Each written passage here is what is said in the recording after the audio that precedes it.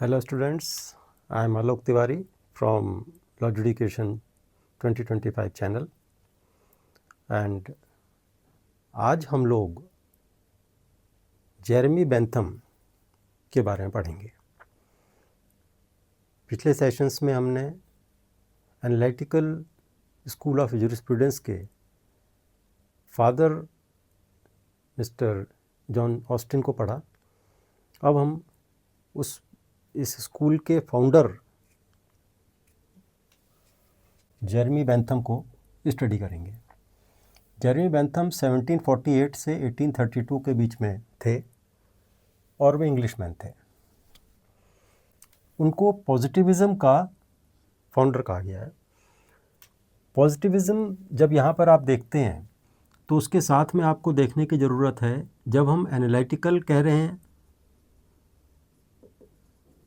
या पॉजिटिविज़म कह रहे हैं या ऑस्टेनियन कह रहे हैं, इन सब का एक ही मतलब है। लेकिन जो फाउंडर थे एनालिटिकल थ्योरी के, वो जेरेमी बेंथम थे। डेफिनेटली ये पहले हुए हैं, चूँकि ये 1832 में हुए हैं और ऑस्टिन जो है वो 1790 में उनका बर्थ हुआ था, तो जन्म भी उनका काफ़ी साल बाद में हुआ है। अब हम इस पे आते हैं कि एक्चुअल में इन्होंने क्या दिया। हम 4-5 कैटेगरी में इस पर्टिकुलर कंसेप्ट को स्टडी करेंगे विषय जेरेमी बेंथम। पहला, इन्होंने 2 तरह के जूरिस्प्रूडेंस दिए। एक इन्होंने कहा एक्सपोजिटरी जूरिस्प्रूडेंस है और दूसरा का सेंसोरियल। एक्सपोजिटरी और एनालिटिकल एक ही मतलब है और सेंसोरियल अलग मतलब रखता है। इसमें कंसर्न किस चीज़ से था? This particular type of jurisprudence was concern with law as it is, जो कि ऑस्टिन ने भी दिया कि law as it is without moral और इमोरल करेक्टर। उसमें कोई मॉरलिटी अटैच नहीं है। जो लॉ एज इट इज़ है उसको इन्होंने एक्सपोजिटरी नाम दिया। और सेंसोरियल में क्या था? It concern with science of legislature. That mean legislature, wherever the word legislature comes, आपको पता है लेजिस्लेचर कि वो एक ड्यू प्रोसेस से एक लॉ को बनाना। तो जब ड्यू प्रोसेस से एक लॉ को बनाया जाएगा तो वहाँ पर आएगा what is law ought to be, कि लॉ जैसा होना चाहिए as per the requirement and need of the public. तो दोनों ही कंसेप्ट्स इन्होंने दिए हैं, सेंसोरियल भी दिया है और एक्सपोजिटरी भी दिया है। जबकि ऑस्टिन में केवल एक्सपोजिटरी पार्ट, एनालिटिकल पार्ट आ रहा है, जहाँ पर कि लॉ एज इट इज़ को ही डिस्कस किया गया है। अब ये जो कंसेप्ट है लॉ एज इट इज़ का, वो सेम कंसेप्ट है कि कमांड सोवरेन से मिलेगी सैंक्शंस के साथ में, that is the law, that it is the command of sovereign. तो कंसेप्ट ऑफ, इसमें कॉन्सेप्ट ऑफ सोवरेनिटी जो है वो भी बेंथम ने दिया था ऑस्टिन के पहले। और बेंथम ने कहा law is the command given by sovereign, that is repeated by the Austin. अब ऑस्टिन बहुत कुछ इनकी तरफ ये ऋणी है, क्योंकि बहुत से प्रपोजिशंस इन्होंने एज इट इज़ उसको पैराफ्रेजिंग की है। जो कुछ बेंथम लिख के गए हैं उनको अपनी लैंग्वेज में थोड़ा कन्वर्ट किया है। तो ये कई बार क्वेश्चन होता रहता है कि ये father of this school should be mister Bentham and not mister Austin. तो एक ये कंसेप्ट भी हमारे को क्लियर हो जाता है। अब इसके बाद में है कि बेंथम ने एक्चुअल में क्या कंसेप्ट्स दिए, उनका कहना सुनना क्या था। तो पहली बात तो यह है कि बेंथम ने एम्पेरेटिव थ्योरी को एडवोकेट किया, जिसमें कि सॉवरेंटी एंड कमांड 2 वर्ड यहाँ पर आ गए। तो हम कह सकते हैं इस स्टेज पर कि बेंथम की जो स्टडी थी वो ऑस्टिन के लिए बेस बनी, जिस पे कि जॉन ऑस्टिन ने फिर वर्क किया। ऑस्टिन की जो सॉवरेंटी, अब एक डिफरेंस यहाँ पर कई बार क्वेश्चन किया जा सकता है कि ऑस्टिन की सॉवरेंटी में और बेंथम की सॉवरेंटी में क्या डिफरेंस है। देखिए, ऑस्टिन के सॉवरेंटी में उन्होंने कहा था कि वो एब्सोल्यूट है, उसमें अनलिमिटेड पावर्स हैं सॉवरेन के पास। लेकिन बेंथम ने नहीं ऐसा कहा है। बेंथम ने कहा इसमें कोई लिमिटेशंस हैं, यानी कि Austin sovereign is assumed as an unlimited and indivisible entity, but Bentham's sovereign is not like that, and he accepts the divided and partial sovereignty with some legal restrictions imposed on him. यानी कि उसने जो भी उस समय की authority है, चाहे मोनार्की है, उसको एब्सोल्यूट नहीं कहा है। ये नहीं कहा है कि वो डेलीगेट नहीं करेगा पावर आगे, किसी और से वो काम नहीं करा सकता। तो यहाँ पर इनविजिबल का कंसेप्ट को भी और जो उसकी पावर्स की अनलिमिटेड जो लेवल्स हैं उसके पास पावर्स के, उसको दोनों को ही इसने यहाँ पर रेस्ट्रिक्ट करने की कोशिश की है। तो ये भी कारण हो सकता है कि ऑस्टिन को बाद में ज़्यादा सपोर्ट मिला हो बेंथम के बजाय, जो उस समय के एडमिनिस्ट्रेटर्स थे, किंग्स थे, या जो भी एडमिनिस्ट्रेटिव सेटअप होगा उस समय का, क्योंकि बेंथम थोड़ा सा रेस्ट्रिक्शंस की बात भी करते थे और ऑस्टिन उसकी बात नहीं करते थे। अब ही believed that every law be considered in the light of following 8 factors. Bentham ने 8 फैक्टर दिए कि इन फैक्टर्स में किसी भी लॉ को डिस्कस करना चाहिए। जूरिस्प्रूडेंस का मतलब ही यही है कि वो लॉ को किस किस एंगल से डिस्कस किया जा सकता है, एनालिसिस किया जा सकता है। पहला source, law is the will of sovereign, वो क्लियर है आप लोगों को। दूसरा सब्जेक्ट, किसके ऊपर लॉ लगेगा, दैट इज़ द पर्सन और चीज़ें, इनके ऊपर लॉ लगेगा। ऑब्जेक्ट क्या होगा, जो सब्जेक्ट है उसका एक्शन, सिचुएशंस और फॉरबियरेंस, जो भी उसके पास में उनकी रिस्पॉन्सिबिलिटीज़ हैं, ड्यूटीज़ हैं, वो ऑब्जेक्ट होगा उसका, उसके एक्शंस को वॉच करना उसका ऑब्जेक्ट होगा। एक्सटेंट, लॉ कहाँ पर किस एक्सटेंट तक होगा, जिस भी टेरिटरी में वो किंग का या उस पर्टिकुलर अथॉरिटी का जुडिक्शन है, जिसमें टेरिटरी में वो उसका अपना एग्जिस्टेंस है, वहीं तक वो उस लॉ को कवर कर सकता है। Law covers A portion of land on which act is done, यानी केवल उसी पोर्शन में अगर कोई एक्ट किया गया है तो वो उस लॉ के प्रीव्यू में आएगा, बाकी के किसी एरिया में जाके करेगा तो वो उसके प्रीव्यू में नहीं आएगा, ऐसा बेंथम का कहना था। Then aspect may be directive और सैंक्शनड, दैट मीन जो पेनल्टीज़ वगैरह लगी हैं उसके ऊपर वो डायरेक्टिव इन नेचर भी हो सकती है, मतलब कि वो कंपलसरी मैंडेटरी ना हो, और वो सैंक्शन की नेचर में भी हो सकती है कि उसको वो कंपलसरीली उस तरह का पनिशमेंट का प्रोविज़न हो। देन फोर्स, ये जो ऊपर का एस्पेक्ट वाला पार्ट था कि अगर उसका प्रोड्यूस द इफ़ेक्ट, यानी जो लॉ है उसमें ये एस्पेक्ट बहुत ज़रूरी है कि उस लॉ को बनाने के बाद उसका इफ़ेक्ट जो है वो पता लगना चाहिए, वो प्रोड्यूस होना चाहिए उस लॉ के इम्प्लीमेंटेशन के बाद। रेमिडीज़ जो हैं वो स्टेट के साथ जुड़ी रहती हैं कि जो भी लॉ की वायलेशन होगी या उसको किस तरह से आगे कॉम्पेंसेट किया जाए या फिर उस लॉ ब्रेक करने वाले के साथ में क्या किया जाएगा, वो स्टेट के ऊपर डिपेंड करता था।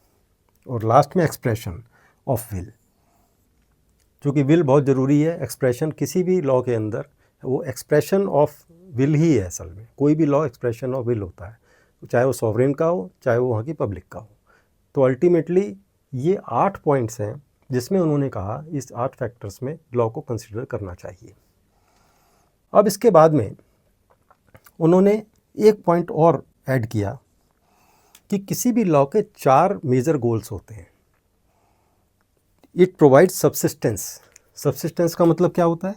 सब्सिस्टेंस का मतलब होता है कि मिनिमम अमाउंट ज़रूर मिलना चाहिए वहाँ के सिटीज़न को कि वो सर्वाइव कर सके, वो ज़िंदा रह सके। That is subsistence. That is to provide fullness. अब एक तरफ सब्सिस्टेंस कह रहे हैं, लॉ सब्सिस्टेंस प्रोवाइड कर रहा है, फुलनेस भी है। फुलनेस का मतलब ये है कि जैसे एयर है, आपका पानी है, ये चीज़ें जो हैं वो जो बिल्कुल ही इसेंशियल हैं आपको ज़िंदा रहने के लिए, वो वहाँ पर मौजूद होनी चाहिए, वो उसे फुलनेस में अपनी लाइफ को जी सके। इस तरह की बात हो, एजुकेशन प्रोवाइड कराना है या फिर क्लीन एनवायरनमेंट लेना है। हालांकि जिस समय ये चीज़ें लिखी गई थी उस समय के कंसेप्ट्स के हिसाब से थी, लेकिन तब भी इनका कहना है कि 4 मेजर गोल में फुलनेस भी एक वन ऑफ द गोल है। नेक्स्ट होता है इक्वलिटी। तो फुलनेस का मतलब जो था अबंडेंस भी है, जो एक दूसरा वर्ड लिखा है अबंडेंस। इक्वलिटी की वो प्रोवाइड करे इक्वलिटी कि everyone should be equal before law. हालांकि that was not the case लेकिन उसके बाद भी इक्वलिटी की बात उसमें की गई थी। एंड टू मेंटेन सिक्योरिटी, और सिक्योरिटी जो सिटीजन्स हैं उनको सिक्योरिटी प्रोवाइड करे। इसका मतलब 4 गोल्स जो लॉ के होने चाहिए बेंथम के हिसाब से। सब्सिस्टेंस, कि इतना पैसा ज़रूर हो कि वो खाना खा सके। फुलनेस, लाइफ को प्रॉपरली जी सके। देन इक्वलिटी, सब लोग इक्वल तरीके से ट्रीट किए जाएं। और लास्ट में सिक्योरिटी, की हर एक सिटीज़न को एक सिक्योरिटी का आभास हो। अब ये 2 कंसेप्ट्स करने के बाद में हमारा तीसरा एस्पेक्ट आता है कि एक्चुअल में जो बेंथम की थ्योरी थी क्या, बेंथम किन चीज़ों पे बिलीव करता था। 3 कोर वर्ड्स हैं या 3 कोर फ्रेजेस हैं जिसको कि यहाँ पर बेंथम के साथ जोड़ के देखा जाता है। पहला फ्रेज है इंडिविजुअलिज्म। उसका कहना था कि function of law is to free an individual from all the bondages and restrictions. उसका कहना है कि जो लोग हैं वो फ्री विल से जिए, किसी पर कोई रेस्ट्रिक्शन नहीं होना चाहिए। तो इंडिविजुअलिज्म का मतलब है कि इंडिविजुअलिटी को उसने ज़्यादा प्रेफरेंस दी as compare to entire community. तो उसका कहना है कि उनका कहना है कि लॉ जो है वो एक इंडिविजुअल को हर तरह के बॉन्डेजेस और रेस्ट्रिक्शंस से फ्री करे, इस तरह का लॉ होना चाहिए। तो इंडिविजुअलिस्टिक सोसाइटी को उन्होंने प्रेफरेंस दी। और क्या प्रेफरेंस हुई, इंडिविजुअलिस्ट से क्या मतलब है, तो इसमें जो सेकंड एस्पेक्ट आता है दैट इज़ लेज़े फेयर। अब लेज़े फेयर जो है ये एक फ्रेंच वर्ड है। ये डॉक्ट्रिन भी फ्रेंच से ही आई थी, फ्रांस से ही आई थी। इन्होंने कहा कि जो इकोनॉमिक पॉलिसीज़ हैं किसी भी गवर्नमेंट की, वो उसमें मिनिमम इंटरफेरेंस होना चाहिए गवर्नमेंट का किसी भी इंडिविजुअल की इकोनॉमिक एक्टिविटीज़ में। अगर मैं कोई बिजनेस कर रहा हूँ तो गवर्नमेंट को मेरे को बिजनेस कैसे करना है, कैसे नहीं करना है, मुझे टैक्स देना है नहीं देना है, ये सब मेरे ऊपर होना चाहिए। मतलब उसमें किसी भी तरह का कंट्रोल गवर्नमेंट का या सोवरेन का नहीं होना चाहिए। इंडिविजुअल को जो काम करना है वो करे, वो फ्री विल से करे। तो इकोनॉमिक कंसर्न जो है, इकोनॉमिक कंसेप्ट है, जो लेज़े फेयर जो ये प्रिंसिपल है, जो डॉक्ट्रिन है, वो यही कहती है कि one should be free. That mean there should be minimum interference of government in economic activities of an individual living in that country. तो यहाँ पर क्या आया, minimum interference of the state in the economic activities of the individual. Once individual is free, they will be looking after their own welfare. It is also said that once a individual is free, अगर उसे छोड़ दिया गया कि अपना काम जो करना है करिए आप, तो उसके बाद वो खुद अपनी वेलफेयर को टेक केयर कर लेगा, ऐसा उसमें मानना था। क्योंकि लेज़े फेयर थ्योरी जो है ये फ्रांस में दी गई थी, और फ्रांस के 18th सेंचुरी में फिजियोक्रेट जो थे, फिजियोक्रेट ये एक इकोनॉमिस्ट थे, उन्होंने इस डॉक्ट्रिन को दिया था। और उसके बाद में ब्रिटेन में एडम स्मिथ ने इसको काफ़ी प्रोपेगेट किया, इसको सपोर्ट किया। तो एडम स्मिथ का नाम ज़्यादा लेज़े फेयर के साथ, प्रिंसिपल के साथ जुड़ता है। और इसको कहने के लिए, इसको जब आप प्रोनाउंस करेंगे, दैट इज़ लेज़े फेयर। लिखा है LAISSEZ FAIRE, इसके आगे ई भी आएगा। It is a French word. तो लेज़े फेयर जो डॉक्ट्रिन है फ्रांस की दी हुई थी, minimum interference in the economic activities of individual. इसके बाद में आया कि प्रिंसिपल ऑफ यूटिलिटी, जो तीसरा इम्पॉर्टेंट की वर्ड है related to Bentham, that is principle of utility. What is utility? उनका कहना था कि the purpose of law is to provide maximum happiness and to avoid pain from the citizen. वो कहते हैं कि अगर लॉ के द्वारा प्लेजर नहीं दिया गया तो वो लॉ बेकार है, अगर हैप्पीनेस नहीं मिली तो वो लॉ बेकार है। लॉ का पर्पस हैप्पीनेस देना है, प्लेजर देना है, बेनिफिट देना है, एडवांटेज देना है। और जो पेन है, यानी कि कोई एविल जो भी कंसेप्ट है जो पेन देता है पब्लिक को, वो उन्होंने कहा कि नहीं होना चाहिए। तो एक जो अल्टीमेट जो चीज़ आई वो ये आई कि maximum happiness to the maximum number of people, that should be the purpose of law. तो ये जो प्रिंसिपल ऑफ यूटिलिटी है यूटिलिटी का मतलब है कि बेनिफिट कंसेप्ट, पॉजिटिविज्म, उसमें कितना पॉजिटिव एस्पेक्ट है। एक पर्टिकुलर कंट्री के अंदर अगर कोई लॉ बनता है और उससे मेजॉरिटी को फ़ायदा नहीं होता है, मेजॉरिटी लोग पेन में आ जाते हैं, परेशानी में आ जाते हैं, तो उस लॉ को उसने अपोज किया कि वो लॉ नहीं है।